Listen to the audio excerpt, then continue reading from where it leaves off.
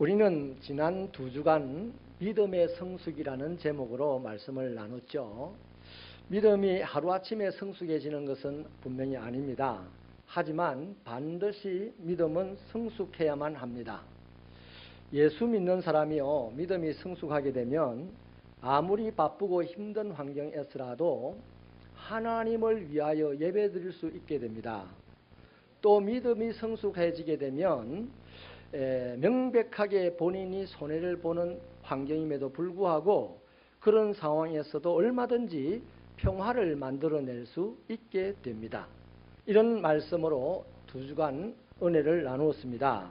그러므로 우리의 믿음은 세월이 흐르는 만큼 반드시 성숙해야 합니다. 성숙하지 않으면 국물도 없어요. 국물이라도 있을 줄 알고 우리가 믿음을 가졌습니까? 믿음을 가지면 천국은 있습니다. 그러나 그 다음 믿음이 성숙하지 않으면 국물도 없어요. 한번 따라 하십시다. 국물도 없다. 그래서 믿음은 반드시 성숙해져야 되는 것입니다. 오늘은요, 믿음의 성숙을 알아볼 수 있는 마지막 증거를 소개하려고 하는데요. 한번 따라 하십시다. 믿음이 성숙하면 순종하게 된다. 더 구체적으로 말씀을 드리면요, 믿음이 성숙한 사람은 자신의 생존의 문제 앞에서도 얼마든지 하나님의 말씀에 순종할 수 있게 됩니다. 내 생존이 걸린 문제도요, 하나님의 말씀을 순종하는 데 더 우선할 수 있는 것이 바로 믿음의 성숙한 사람이라는 것이죠. 그래서요, 본문의 아브라함은 이 하울인이 자꾸 생깁니다. 그러한 이 순종의 모습을 우리에게 보여주고 있습니다. 우리 18절 말씀을 같이 읽어봐 주시겠습니다. 시작.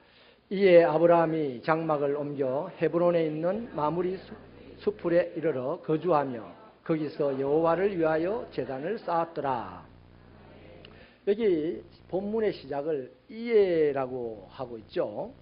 이것은 14절부터 17절에 있는 하나님의 말씀에 대한 아브라함의 반응입니다. 하나님의 말씀을 요약하면 이렇죠. 눈을 들어서 동서남북 사방을 쳐다봐라. 보이는 땅을 영원히 너와 내 자손들에 차지하게 할 것이다. 또 너는 너와 내 자손의 소유가 내 자손을 티끌같이 많게 할 것인데 너는 종과 행어로 걸어봐라. 그 모든 것을 너에게 줄 것이다. 뭐 이런 내용이죠. 여러분, 사실은요, 아브라함의 눈에 보이는 땅은 좋은 땅이 결코 아닙니다. 또 아무리 종행으로 걸어봐 본들 거기는 좋은 땅이라고는 없어요. 불모지밖에 없습니다. 자, 이런 상황에서 보통 사람들 같으면 하나님의 이 말씀에 이 땅 다 네 줄게, 네 자손이 티끌처럼 많을 것이다, 이런 말씀을 들었을 때 어떻게 반응을 하겠습니까? 대체로 시큰둥할 것입니다. 또 좀 인격적인 사람이라면 자기 이미지 유지를 위해서라도 말씀만 들어도 감사합니다, 이 정도로 하고 마무리를 짓겠죠. 그리고는 어떻게 할까요? 이제 하나님 끝.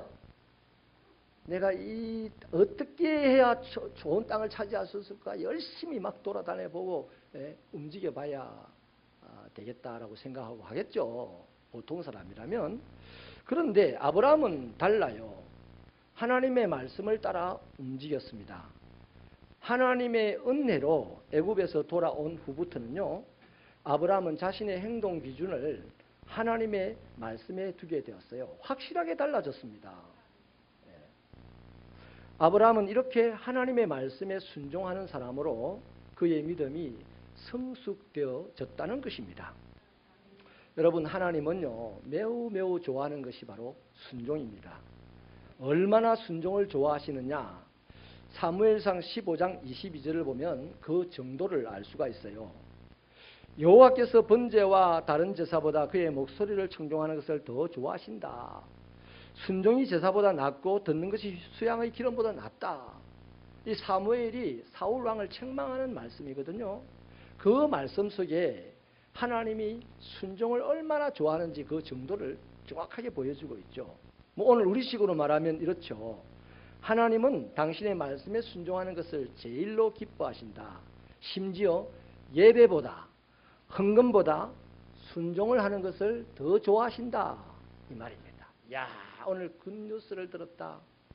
예배 드리는 것보다 헌금하는 것보다 순종하는 걸 좋아한다니 앞으로 예배 좀 꾸겨 먹어도 되겠네. 앞으로 헌금은 좀 덜 해도 되겠네. 에레이 순이래. 오해하지 마십시오. 여러분, 하나님의 말씀에 순종하지 않는 사람은요, 예배를 드린다든지 헌금을 드린다든지 하는 것은 전부 다 자기 중심적인 것입니다. 그래서 그들은요, 자기의 기분 따라, 자기의 형편 따라, 자기의 상황 따라 여러 가지 이유가 있을 때마다 예배를 드리기도 하고 안 드리기도 합니다. 헌금을 드리기도 하고 안 드리기도 합니다. 그러나 하나님의 말씀에 순종하는 사람은 예배를 드리고 헌금을 하는 것이 생활화되어 있어요. 마치 밥때에 밥을 먹는 것 같이 사람이 일어나서 일터에 나가고 해가 지면 다시 집으로 돌아와서 잠을 자는 것 같이 아주 예배드리고 헌금하는 것이 생활화되어 있다는 것이죠.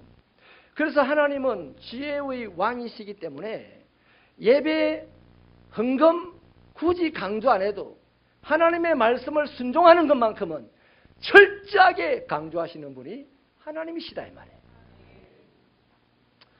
저와 여러분은 어느 날 예수 믿기를 선택했습니다. 그리고 믿음 생활을 시작했습니다. 때로는 믿음의 위기도 만났죠. 그러나 하나님께서는 당신의 이름을 위하여 우리를 그때그때마다 바른 길로 인도하셔서 우리가 오늘에 이르렀습니다. 그렇게 이런저런 사건들을 지나쳐 오면서 우리의 믿음도 한 걸음 한 걸음 자라나기는 했어요. 이제는 바라건대 성숙한 믿음의 소유자가 되셔서 신앙생활하기를 축원합니다. 성숙된 믿음의 퍼즐의 마지막 조각이 바로 하나님의 말씀에 순종하는 것입니다. 아멘이십니까? 네. 여러분, 이 순종이 없으면요, 믿음의 증명이 안 됩니다.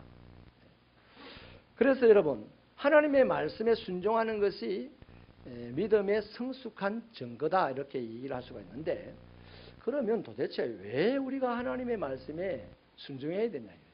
하나님의 백성들이 왜 순종해야 되냐?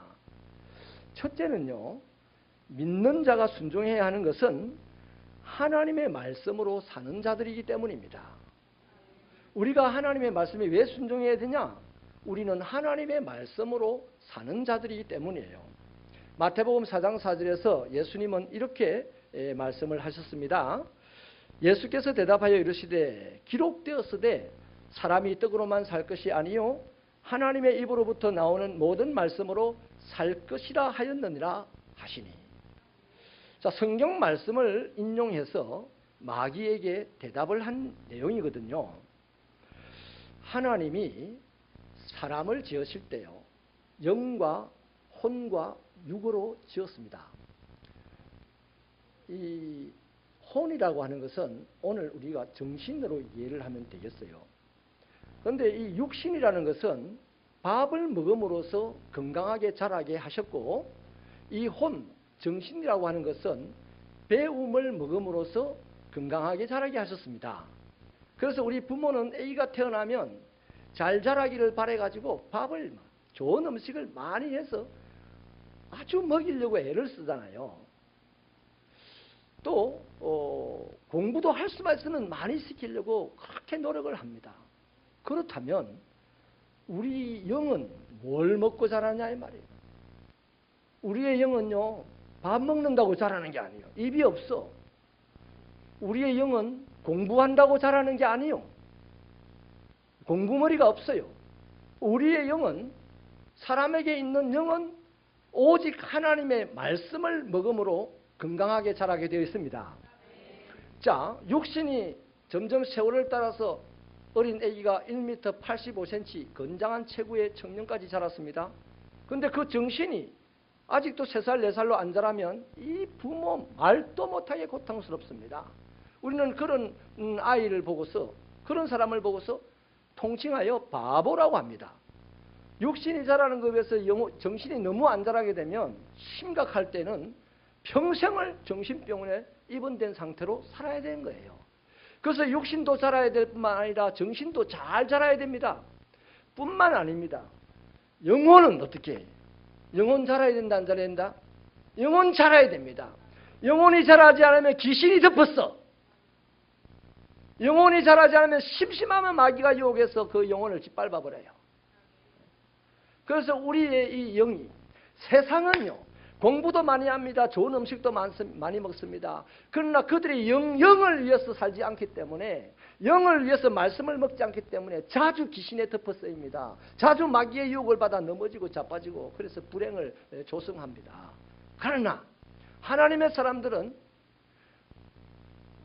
영이 말씀으로 산다는 것을 알고 있기 때문에 말씀을 많이 먹으면 그 영이 건강하게 자라서 귀신이 얼씬을 못해. 또 마귀가 유혹을 해도 그 유혹을 영이 뭘로 이긴다? 말씀으로 이긴다는 것입니다. 여러분, 그래서요, 사람들은 10중 8구 세상 사람들은 밥이 중요하다 그래요. 근데 하나님께서는 우리는 영 때문에 말씀이 훨씬 더 중요하다는 사실을 알고 있어요. 근데 알면 뭐해? 안다고 소용이 없어요. 말씀을 많이 먹어야 되는 거예요. 그럴 수 있는 여러분 되시기를 축원합니다. 여러분, 우리 육신보다 영이 얼마나 중요한지는요, 우리 인생이 끝나갈 때 확연하게 드러납니다. 육신은 땅으로 흙이 되어 돌아갑니다. 없어지는 거죠. 그러나 영은 하나님께로 가서 영원히 하나님과 관계하며 살아야 되는데, 이게 영원히 관계하며 사는 사람 중에 영생복락을 누리며 사는 사람이 있느냐면 지옥 불구덩이에서 영원히 하나님과 관계하면서 괴로워하며 살아가는 사람이기 때문에, 그것도 하나님과 일종의 관계입니다. 저주의 관계입니다. 이 영이 하나님의 말씀을 많이 잘 먹어서 잘 자라서 하나님과 영원히 영생복락의 관계를 유지하며 살 것인가? 아니면 영이 말씀을 전혀 안 먹고 못 먹고 말씀에 굶주려 넘어져서 저 지옥에서 영원히 내가 그때는 하나님 말씀 잘 들을 걸 이런 후회나 하고 살 것인가? 오늘 자기 영혼을 위하여 양식을 말씀으로 먹는 자만이 제대로 정리가 될 수 있다는 것입니다. 여러분, 예수님이 마귀에게 하신 이 말씀의 규언은요, 신명기 8장 3절에 있어요. 거기에 하나님께서 강야의 이스라엘 백성들에게 만나를 주신 이유를 적시하고 있는데, 사람이 떡으로만 사는 것이 아니요 여호와의 입에서 나오는 모든 말씀으로 살 것임을 네가 알게 하려 함이다, 이렇게 하고 있습니다. 그러니까 만나를 매일 같이 먹는 이 만나를 매일 주신 이유는 이거보다도 하나님의 말씀으로 살아야 된다는 것을 알게 하려고 주는 거다 이 말이에요. 근데 어리석은 세상 사람들은 그 만나만 밥만 먹으려고 살고 있고, 신령한 하나님의 사람들은, 영적으로 건강한 사람들은 말씀을 먹으려고 몸부림치며 산다는 것이죠. 이 세상을 살아가는 사람들이 세상에서 인생이 끝나는 것이 아니에요. 하나님과 동행하며 영원한 생명을 누리며 살아야 될 자들입니다. 사람은. 그래서 하나님께서 이 신명기에서 그것 때문에 만나라고 하는 밥은 조금 중요하게 말씀하셨어요. 그런데 말씀은 정말 진짜 애나로 중요하게 말씀하셨어요. 오늘 하나님을 잘 믿는 사람들, 믿음이 성숙한 사람은 밥을 중요하게 생각해야 됩니까? 말씀을 중요하게 생각해야 됩니까? 그런데 지금 밥을 중요하게 생각합니까? 말씀을 중요하게 생각합니까? 하하, 감사합니다. 진짜기를 바랍니다. 말씀이 중요한 거예요. 그런데요, 마귀는요, 예수님에게 돌을 떡덩이로 변하게 하여서 당신이 사람들에게 하나님의 아들됨을 증명해라, 이렇게 유혹을 했거든요. 이것은 달리 말하면 굶주린 백성들에게 밥 먹을 일을 걱정하지 않게 해주면 그 사람들이 당신을 하나님의 아들이라고 하지 않겠나, 이 말입니다. 사실 이 마귀의 유혹에 예수님은 대꾸할 가치도 없어요. 대꾸 안 해도 돼요. 왜냐하면 예수님은 처음부터 하나님의 아들이에요. 뭐 돌 떡덩이로 만들어가지고 준다고 해서 하나님의 아들 되는 게 아니고 처음부터 하나님의 아들이기 때문에 마귀의 말에 답할 가치가 없는 겁니다. 그런데 왜 예수님은 그 마귀의 말에 답을 했을까? 그것도요. 예수님은 전능자라서 이런 식으로 유혹하고 오는 마귀를 기사대기를 때려가지고 없애버릴 수도 있는데 그 능력으로 이 마귀를 처리하지 아니하고 기록된 하나님의 말씀으로 그 마귀에게 대답을 했느냐? 그 이유는 오늘 우리 때문입니다. 오늘 저와 여러분 때문이에요. 저와 여러분에게는요, 귀신에게 농락될 가능성이 너무나 많은 연약한 자입니다. 우리는 연약함 있어요. 마귀에게 유혹을 받고 쉽게 무너질 수 있는 연약한 사람들입니다. 그럼에도 불구하고 네가 아무리 연약하여도 귀신이 너를 덮어설 수 없고 마귀가 네가 유혹해도 네가 유혹을 이길 수 있는 비결은 하나님의 말씀이야. 이걸 가르쳐 주려고 예수님이 자기 능력 발휘하지 아니하고 말씀을 읽어줬다 이 말이에요. 할렐루야. 이런 예수님이 우리 예수님입니다. 그러니 여러분 말씀에 순종해야 이 사람이 믿음이 성숙한 사람이구나 라고 할 수 있는 거예요. 새벽교 성도 여러분 말씀에 순종하시기 바랍니다. 말씀에 순종하셔야 돼요. 두 번째는요, 믿는 자가 순종해야 하는 이유는 순종이 하나님을 사랑하는 증거가 되기 때문이에요. 여러분 우리 하나님 사랑해요 하나님 사랑해요 말 많이 합니다. 그러나 하나님은 그가 사랑하는지 안 하는지 자기를 사랑하는지 안 알아요. 그 행동을 보면 알아요. 우리도 다 그렇잖아요. 사람들 간의 관계도 말로 사랑해 사랑해 사랑해 말만 여러 번 하고 행동을 보여주지 않으면요 짜증납니다. 환멸을 느껴요. 싫어져요. 근데 하나님은 참 사랑이라서 그럼에도 불구하고 싫어하지 않고 기다려주니 참 감사할 일입니다만은 여러분 요한복음 14장 15절에서 예수님은 이렇게 말씀을 하셨어요. 너희가 나를 사랑하면 나의 계명을 지킬 것이다. 그러니까 이 사랑을 한다는 것은 뭡니까? 내가 그분의 말씀에 순종한다는 것은 내가 당신을 사랑합니다는 증거가 된다는 거죠. 순종이 곧 사랑의 증거입니다. 여러분 순종 잘하시기를 축원합니다. 누구에게 순종할 건가 조금 이따가 보겠습니다. 우리가 잘 알다시피 창세기 22장에 보면 하나님께서 아브라함을 시험하는 장면이 나오는데 이 아브라함이 하나님에게 너무나 충격적인 요구를 받습니다. 어떤 요구입니까? 100살에 얻은 외아들 이삭을 하나님께 죽여서 바치라는 겁니다. 그것도 하나님이 지시한 제단에 데리고 가서 죽여 바치라는 거예요. 여러분 한번 생각해 보십시다. 아브라함의 입장에서는요 얼마든지 하나님에게 왜요? 왜 죽여서 제물로 바쳐야 합니까? 라고 이유를 물을 수도 있을 거예요. 또 아내와 내가 혼자 낳은 것도 아닌데 아내 사라가 함께 낳았는데 내 혼자 결정할 수 없으니 아내와 함께 의논해보고 결정할게요. 이렇게 대답할 수도 있을 수 있습니다. 또 아니면 하나님 이건 인간으로서는 도무지 할 수 없는 천인공노할 짓입니다. 그렇게 항변하면서 딱 거절하고 오늘부로 당신과 나는 관계를 끊겠어요 라고 말할 수도 있어요. 그러나 하나님의 얼토당토 않는 이 요구에 대한 아브라함의 반응이 어떠합니까? 아브라함은요 거절하지 않고 순종했어요. 고민하지 않고 순종했어요. 질문하지 않고 순종했어요. 시비하지 않고 순종했어요. 심지어는 자신의 슬픈 감정도 노출하지 않은 채 하나님이 원하시는 그곳으로 제단으로 아들을 이끌고 나아가서 아들을 죽이기 위해서 칼을 들었습니다. 그때서야 하나님이 다급하게 아브라함을 부르면서 말리잖아요. 그리고 하나님이 뭐라고 말씀하십니까? 창세기 22장 12절 하반절에 이렇게 기록되어 있습니다. 네가 네 아들 네 독자까지도 내게 아끼지 아니하였으니 내가 이제야 네가 하나님을 경외하는 줄 아노라.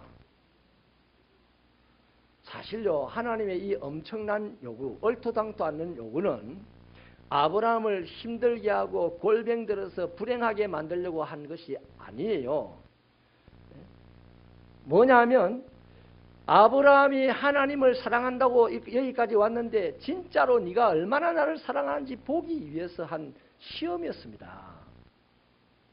아브라함은요 자신의 미래의 생존 문제 앞에서도 이것저것 생각하지 않고 먼저 하나님 말씀에 순종했습니다. 아들 하나밖에 없는데 자식 손으로 죽여버리면 자기 미래를 끌어버리는 거 아니에요? 그런 상황에서도 하나님의 말씀에 순종부터 했다는 것입니다. 저는 오늘요 좀 민망하긴 합니다. 당사자가 있어서. 그러나 이 순종에 대한 아주 누구에게 순종할 것인가 이거에 대한 아주 좋은 예가 되어서 뭐 신뢰를 무릅쓰고 이분들을 언급하고자 하는데요. 우리 교회 찬양 앞에서 예배 전에 인도하시는 우리 임전 집사님, 또 방송을 광고를 보내는 김원주 집사님 부부가 있습니다. 아들 둘에 딸 하나, 세 자녀를 두고 있는데 이분들이 작년하고도 반년 1년 반 전에 직장이 옮겨지는 바람에 진주로 이사를 했습니다. 진주보다 좀 더 먼 사천 가까이에 이사를 했어요. 그래서 제 마음에 늘 불편했습니다. 이 친구들이 거기 그렇게 먼 데서 교회를 출석하는 것이 어려울 텐데. 그래서 올 한 해를 보내면서는요, 우리 집사람하고 여보, 그들이 미안해서 말 못할 텐데 먼저 우리가 말해주는 것이 더 낫지 않냐. 낫기는 나았어요. 그런데 이 목사의 마음에 한 사람이 귀한데. 그래서 말 안 하고 그냥 꼭 참고 있었어요. 그런데 한 두어 달 전에 우리 집사님이 제게 이제 상담을 요청해서 말씀을 하시더라고요. 제가 그랬습니다. 그래. 지나간 10년 넘는 세월을 함께 했지만 그동안에 수고 많았다. 사실 사람으로 하기 힘든 일을 했다. 고맙다. 그러나 내가 가라 마라 말 못하겠다. 그러니 스스로 기도 열심히 하고 하나님이 주시는 평안이 있으면 떠나라. 제가 그렇게 말씀을 주고 저도 기도했어요. 하나님 진짜 멋있는 안 멋있어요? 우리 교인들 숫자가 적어서 그렇지 뭐 완수 집사감이라. 또 이런 말하면 또 김 목사하고 친하다고 안 찍어줄라 앞으로. 그런 사람들이 있더라. 우리 교회 안에. 목사하고 친하면 안 된대. 마귀하고 친하면 되나 봐. 아니면 자기하고 친하면 되나 봐. 에이그 62년 된 교회를 다니는 사람이 그런 말 하면 안 돼. 목사하고 친하면 하나님 나라 일 열심히 할 줄로 믿습니다. 목사가 어디 고도를 치러 가자고 꼬시나? 아니잖아.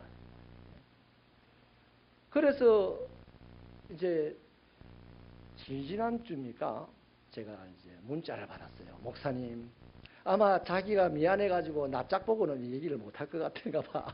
문자를 보내가지고 목사님 이제 교회를 옮겨야 되겠다고. 그래서 알았다 그러면 오늘입니다. 오늘 내가 송별식을 해줄게. 그랬어요.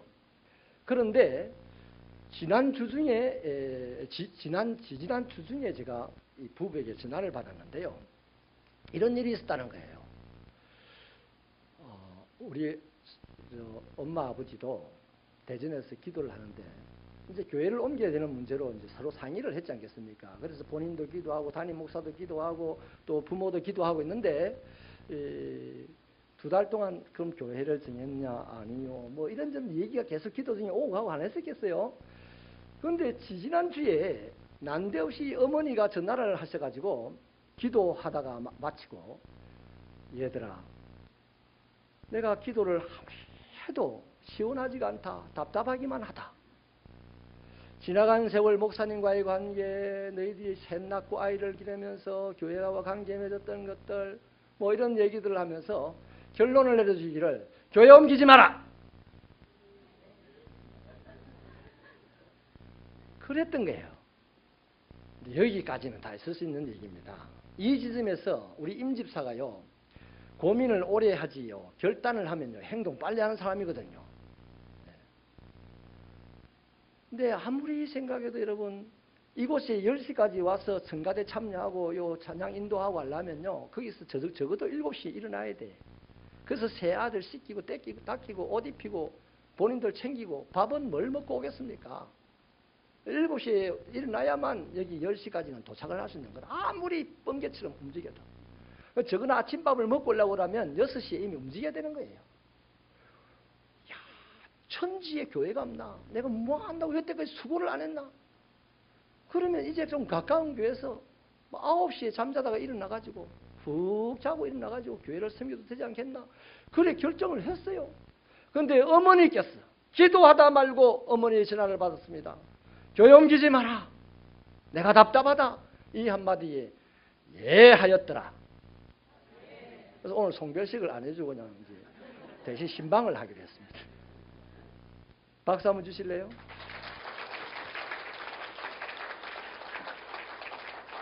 난 너무 감동받았습니다. 어느 부분에 감동받지 않습니까?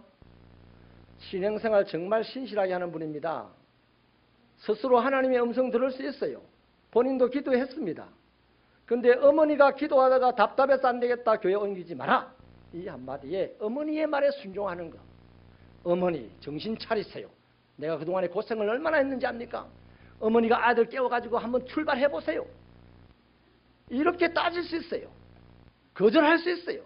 그러나 기도하는 어머니의 그 말씀에 순종하였더라. 하나님의 말씀에 순종한 거예요.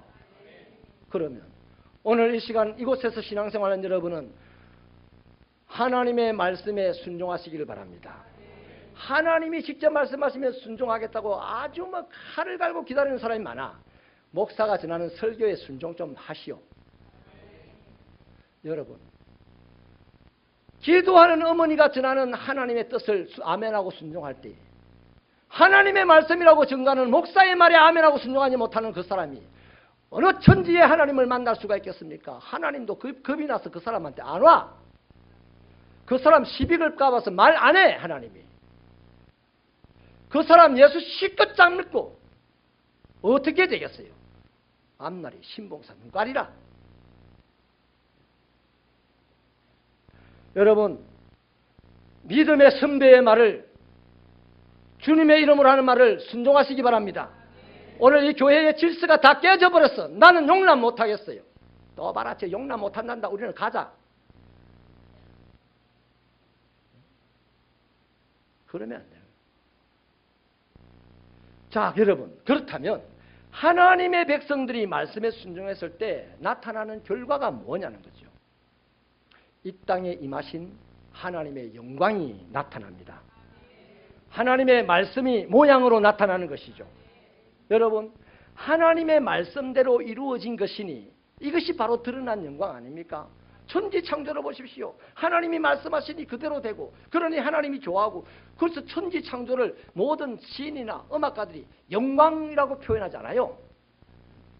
그래서 하나님의 말씀이 이루어진 게 영광이다 이 말이야. 내가 사장으로 승진을 하고, 내가 거대한 집을 차지하고, 내가 영웅이 되고, 이게 하나님의 영광이 아니요. 그러면 그건 십자가를 모독하는 짓이라. 예수님이 십자가에 못 박히는 그것이 하나님의 영광이 드러나는 겁니다. 그거로 말미암아 사람이 살거든. 내가요 대통령 됐다고 누구 한 사람 나 때문에 구원받은 사람이 있어요? 없어요. 그러나 내가 누구 한 사람을 위해서 희생하고 하나님의 말씀에 순종하여 평화를 만들고 하나님을 위하여 예배를 드릴 때 그 행위로 말미암아 누군가 보고 구원받는 역사가 일어나는 줄 믿습니다. 요한복음 14장 21절에 바로 그런 내용의 말씀이 있는데요. 나의 계명을 지키는 자라야 나를 사랑하는 자니 나를 사랑하는 자는 내 아버지께 사랑을 받을 것이요 나도 그를 사랑하여 그에게 나를 나타내리라. 이게 중요합니다. 예수님 말씀에 순종하면 예수님이 나를 사랑하는 건 물론이고 나에게 예수님 당신을 나타내겠다는 거야. 그 내가 말씀에 순종하면 예수님이 나타나는 것입니다. 할렐루야. 이런 예수의 영광이 드러나는 신앙생활 되시기를 축원합니다. 한때는요 자기의 유불리를 따라서 섣불리 판단했던 그리고 행동했던 아브라함이었습니다. 그런데 어느새 이렇게 성숙했습니다. 바쁜 환경 가운데서도 얼마든지 하나님을 위하여 예배드리는 신령하고 진정한 마음으로 하나님만을 쳐다보며 예배하는 사람이 되었고 또 자기의 인생의 모든 미래를 철저하게 끊어버릴 수밖에 없는 이 비극적인 생존의 문제 앞에서도 얼마든지 하나님의 말씀에 순종하는 사람이 되었고 또 지난 시간에 우리 나눴듯이 내 인생 살아가면서 아무리 큰 손해를 본다 할지라도 평화를 깨뜨리지 않기 위해서 그 손해를 넉넉히 볼 수 있었던 사람, 그런 사람이 되었는데 이것은 아브람 잘라스가 아니고 실수투성이였던, 그래서 믿음의 위기를 만났던 아브라함을 하나님이 당신의 의를 위하여 바른 길로 인도하셨기 때문이었습니다. 여러분, 아브라함은요, 그런 은혜를 받고서 하나님을 위하여 예배드리는 사람, 손해를 봐도 평화를 만들 수 있는 능력의 사람, 또 어떤 상황에서도 큰 시련 앞에서도 하나님께 순종하는 사람으로 변함으로 성숙된 믿음을 보여주고 있습니다. 여러분, 우리의 믿음이 성숙해야 될 이유가 뭐냐면 믿음이 성숙해가는 만큼 내일이 기대가 되기 때문입니다. 오늘보다 내일이 더 좋고 싶습니까? 오늘 믿음보다 더 자라 있어야만 좋은 내일이 기대됩니다. 믿음이 그 자리면요, 천국만 확보했어. 행복은 없어. 천국 갈 자격은 얻었지만 천국 못 가. 가능성이 많아요. 왜? 유혹이 넘어질 수밖에 없습니까?